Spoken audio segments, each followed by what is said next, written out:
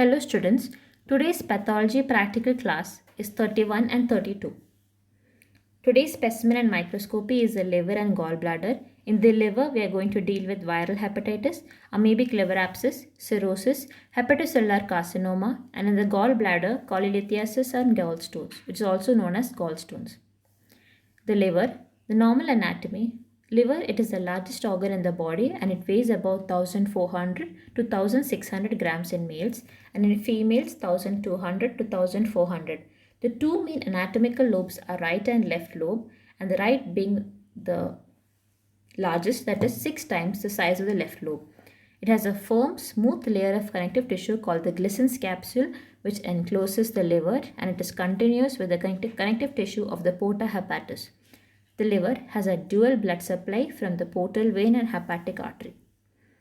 The external surface of the liver, it is brown, smooth and soft. The function of the liver is that it is a manufacturer of an excretion of bile.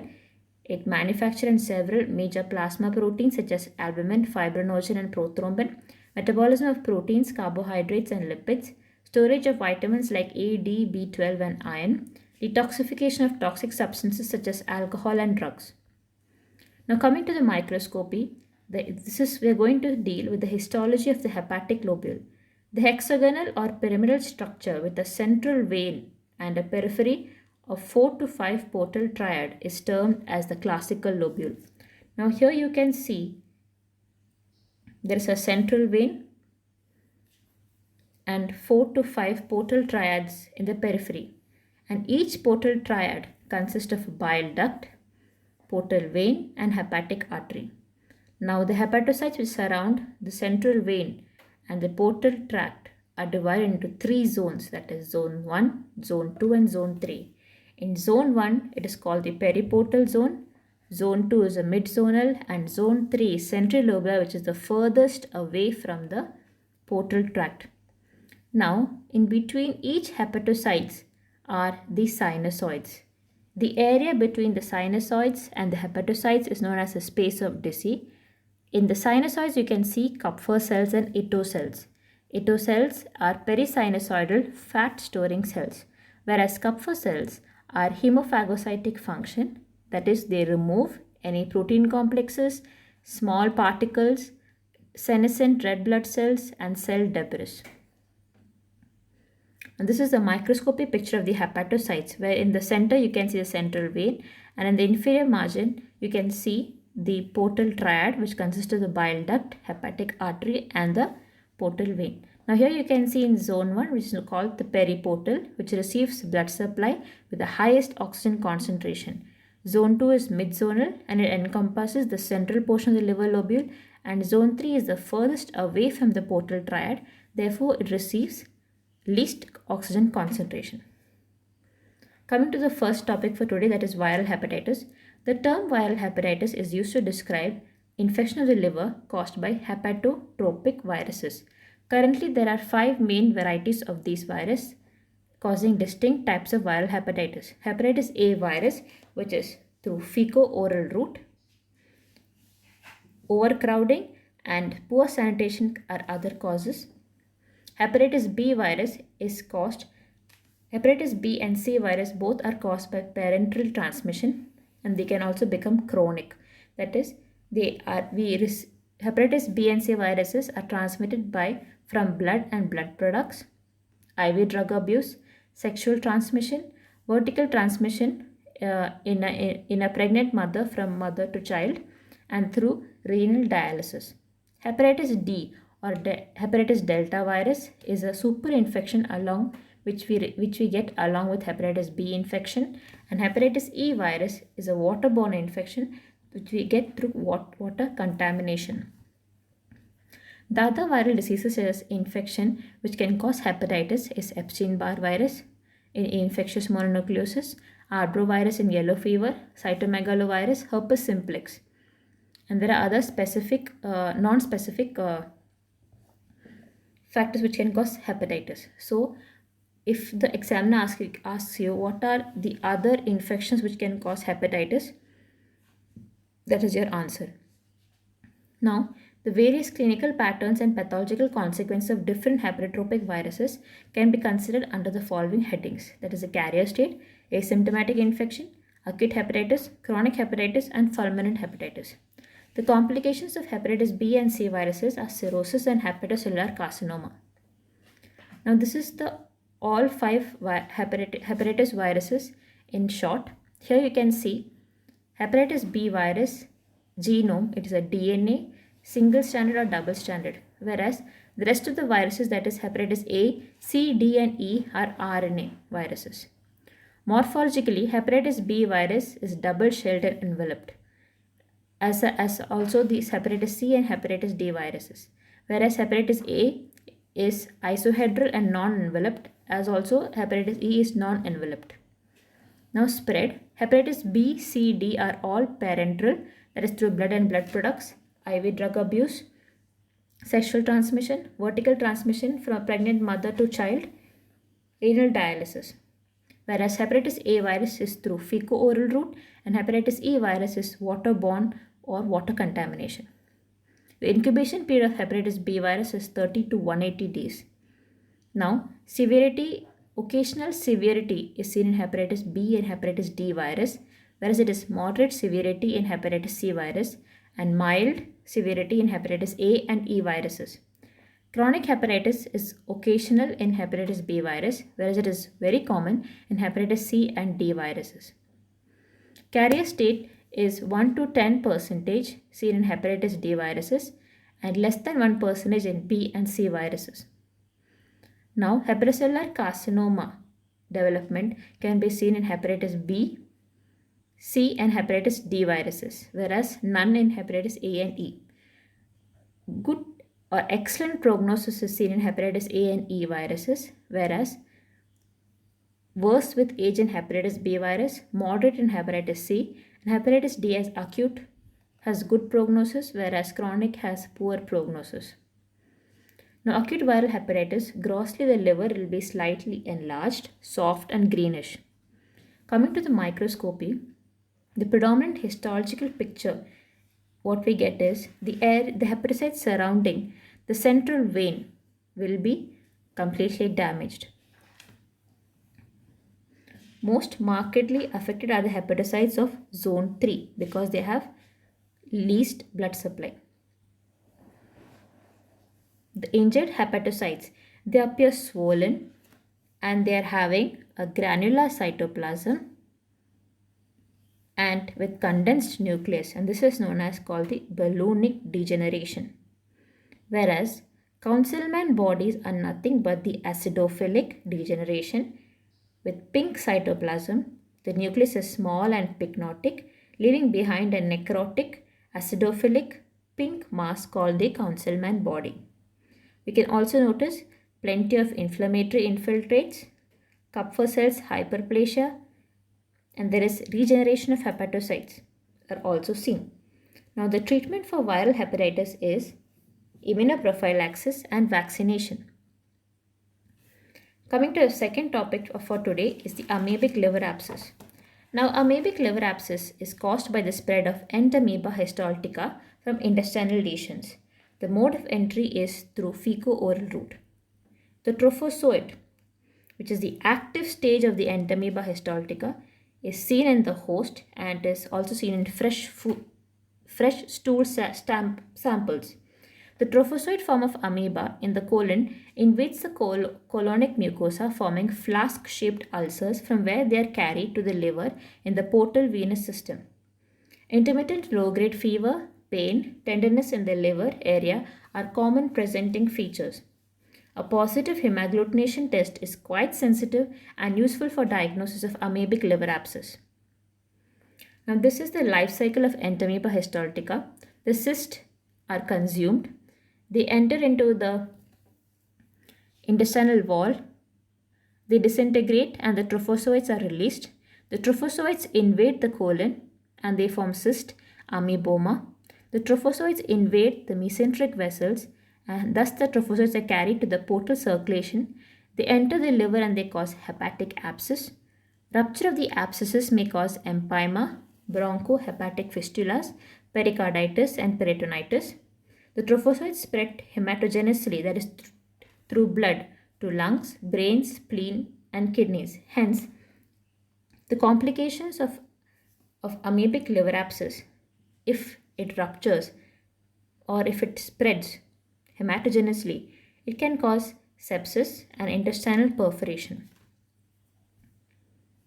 Now, grossly, the amoebic liver abscess are usually solitary. They are more often located in the right lobe in the posterior superior portion. They vary in size. Center of the abscess contains large necrotic area having reddish brown thick pus resembling anchovy sauce or chocolate sauce. The abscess wall consists of irregular shreds of necrotic liver tissue. Now, the differential diagnosis for an abscess in the liver is pyogenic liver abscess, hydatid cyst, tuberculosis, fungal like actinomycotic, and candidiasis. So this is a question by the examiner can ask that what are the differential diagnosis for an abscess which is formed in the liver. So your differential diagnosis for abscess in the liver should be pyogenic liver abscess, amoebic liver abscess, hydatid cyst, tuberculosis, and fungal, that is actinomycotic or candidiasis.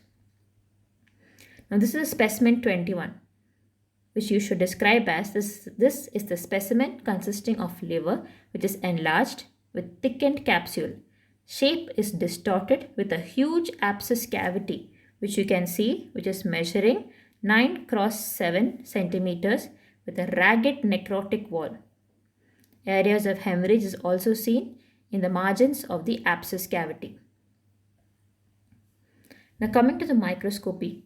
Histologically, the necrotic area consists of degenerated liver cells, leukocytes, and red blood cells, strands of connective tissue as well as debris. The peripheral trophozoites with small eccentric nucleus is seen as having a cytoplasmic vacuolations. Their size can be up to 60 microns.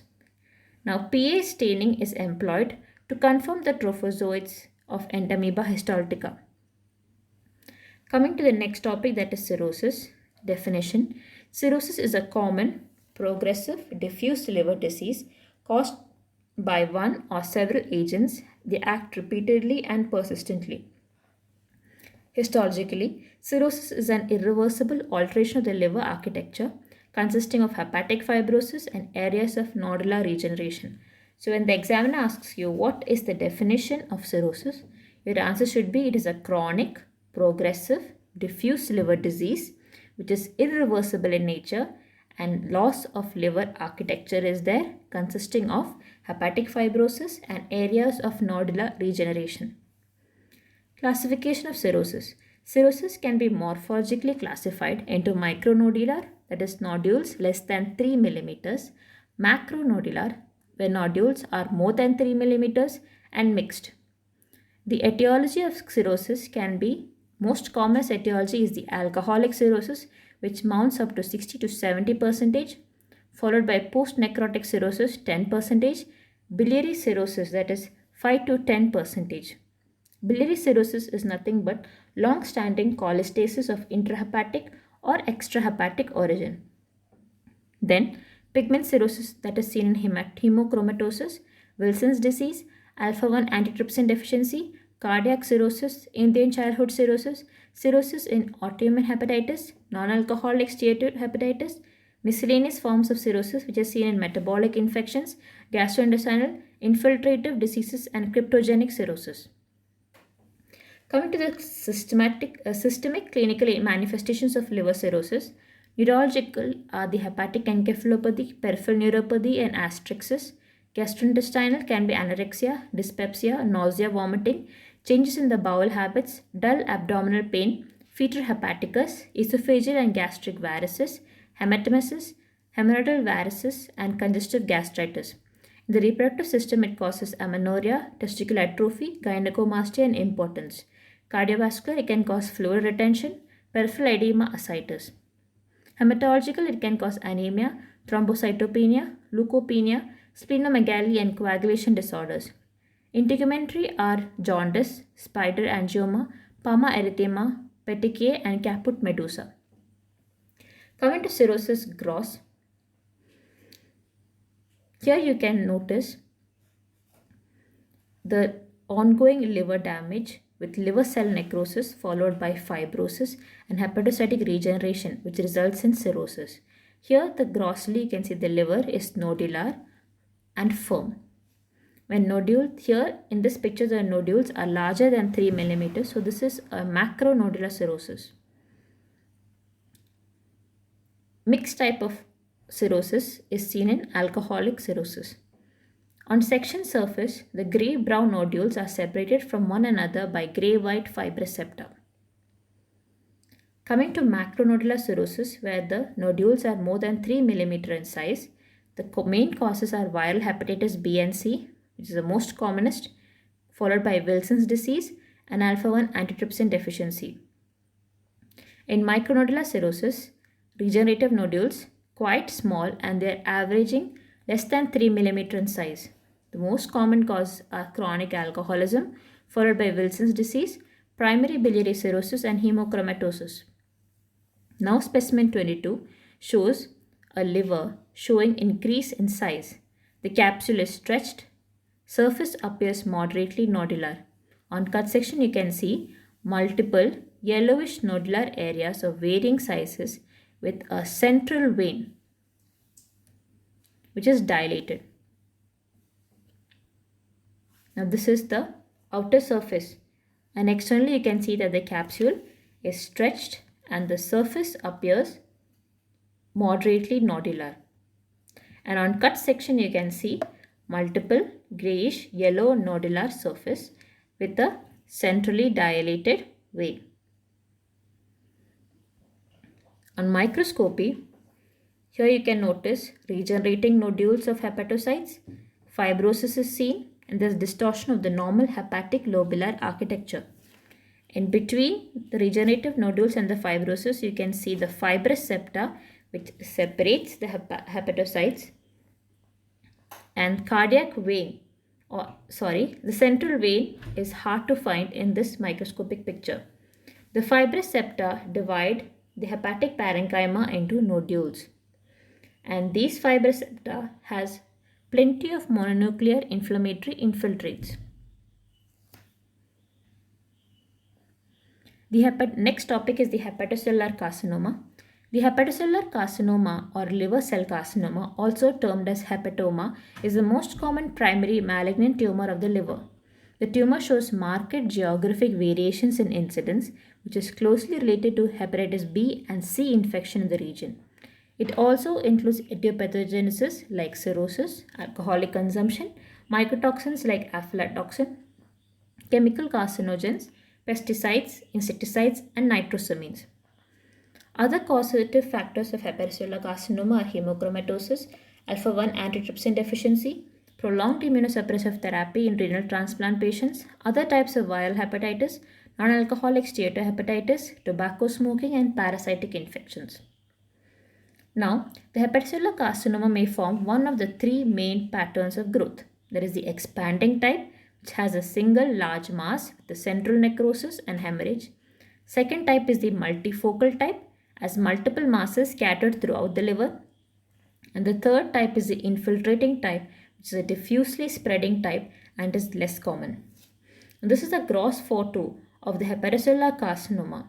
The section surface shows a single large mass, and here you can see having irregular borders, having central areas of necrosis, while rest of the hepatic parenchyma in the upper part of the picture shows many nodules of varying sizes owing to coexistent macronodular cirrhosis.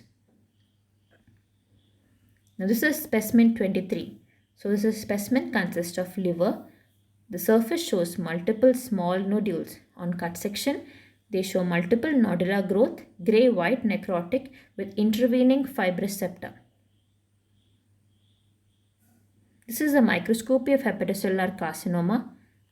The typical microscopic pattern. The tumor cells resemble hepatocytes, show pleomorphism, and are seen forming 2 to 8 cell wide trabecula, which are separated by endothelium-lined sinusoidal space. So this is a trabecular pattern of hepatocellular carcinoma. Histologically, hepatocellular carcinoma can be divided into four types. There's trabecular or sinusoidal pattern, pseudoglandular pattern, compact pattern, and serous pattern. Now, the trabecular or sinusoidal pattern is the most commonest, and here you can see they are made up of 2 to 8 cell wide layers of tumor cells separated by a vascular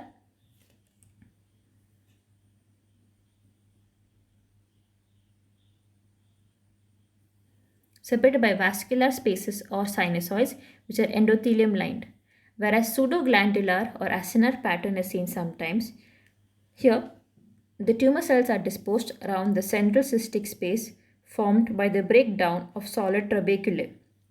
So here in this photomicrograph you can see the pseudoglandular pattern of hepatocellular carcinoma. The cells are surrounding a cystic space formed by the breakdown of trabecular pattern. The compact pattern resembles trabecular pattern, but the tumor cells here form a large solid mass with inconspicuous nuclei. And the serous pattern is characterized by more abundant fibrous stroma. Our last topic for today is cholelithiasis, also known as gallstones. Gallstones are formed from constituents of the bile, that is cholesterol, bile pigments, and calcium salts, along with other organic components. They are usually formed in the gallbladder, but sometimes may develop within extrahepatic biliary passages and rarely in the large intrahepatic bile duct. The incidence of gallstones varies markedly in different geographic areas, age, gender, diet, various other risk factors. These factors, which largely pertain to cholesterol stones, can be summed up by saying that gallstones are common in 4F acronym for fat, female, fertile, that is multipara, and 40. There is a fatty female who is fertile and who is 40 years of age. Now coming to schematic pathogenesis of gallstone formation. This is a normal mixed micelle where the stones are formed from cholesterol, lecithin and bile acids. They undergo forming lithogenic bile. In lithogenic bile, there is increase in the hydroxymethylglutyryl coenzyme A reductase, which causes increase in the cholesterols, whereas lecithin and bile acids are normal. There is a decrease in the 7-alpha hydroxy, which causes decrease in the bile acids, and there is decrease in the multi-drug resistant associated protein 3, where there is decrease in the lecithin. This causes supersaturation of the bile. Supersaturation of bile is caused due to a decrease in the bile acid pool and this increase in the cholic acid, which causes hypersecretion of cholesterol. Cholesterol nucleation is formed, that is increase in the nucleating factors like mucin and non-mucin glycoproteins, and this decrease in the anti-nucleating factors like apolipoproteins. Gallbladder hypomobility is seen due to decrease in the cholecystokinin, which causes hypomobility of the gallbladder, leading to formation of biliary sludge and then later on gallstones.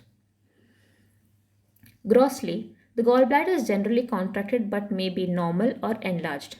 The wall of the gallbladder is thickened, which on cut section is grey-white due to dense fibrosis or may be even seen are calcified.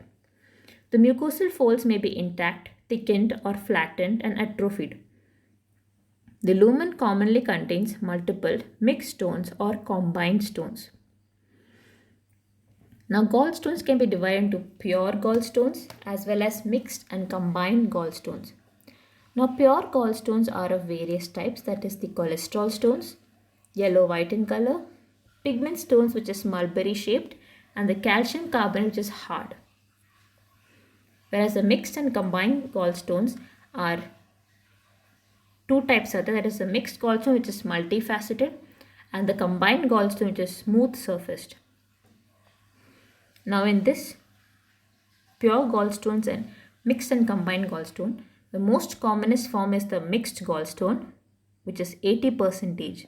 Here the cholesterol, it contains cholesterols, bile pigments, calcium carbonate in varying combination. They are multiple, multifaceted, variable size, On cut section, there is a laminated alternating dark pigment layer and pale white layer. The combined gallstones is making 10%. Here, the pure gallstone nucleus is mixed with gallstone shell or a mixed gallstone nucleus with a pure gallstone shell. This is seen usually in chronic cholecystitis, where on an appearance, the combined gallstones are solitary, large, smooth on cut section. Central nucleus of pure gallstone with mixed shell or vice versa can be seen. Pure gallstones form 10% of the cases and they can be composed of either cholesterol, pigment, or calcium carbonate. This is a specimen 48 showing mixed gallstones. So you should describe this specimen as 5 irregular shaped stones, largest measuring 5 cross 2 cross 2 centimeter and smallest measuring 1 cross 1 cross 1 centimeter. Color of the stone are variable from white to brown. Some stones are showing nodularity. Mixed gallstones are the most commonest, that is 80%, while pure and combined gallstones comprise 10% each. Major complications of gallstones are cholecystiasis, choledocholithiasis, mucocele, empyema, biliary fistula, pancreatitis, and gallbladder cancer. Thank you.